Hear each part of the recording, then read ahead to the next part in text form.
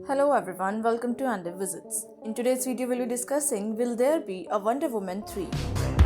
Welcome to the It almost feels like the entire industry is watching and waiting for the verdict of the simultaneous release, with additional studios likely willing to follow suit if the rollout proves a rousing success. But all that inside baseball isn't really what the fans are concerned with at this point. The fans want to know how to judge the success of Wonder Woman 84 so they can gauge whether or not we will be getting a prompt threequel.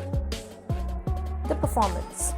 According to Warner Brothers' press release, Wonder Woman 1984 crushed the holiday weekend box office by 2020 in the middle of a pandemic standards by securing $16.7 million domestically.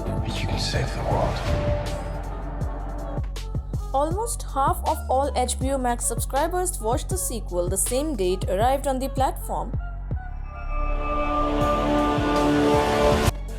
Both Wonder Woman star Gal Gadot and Wonder Woman 1984 director Patty Jenkins will return for the third film, which will conclude Diana Prince's cinematic trilogy.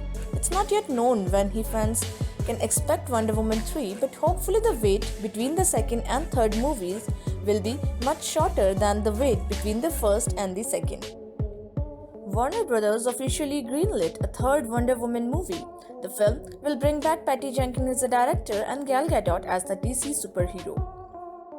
While Jenkins had maintained that she had already mapped out Wonder Woman 3, she began to have doubts due to the pandemic and the resulting disruption in theatrical business. This is the first official confirmation.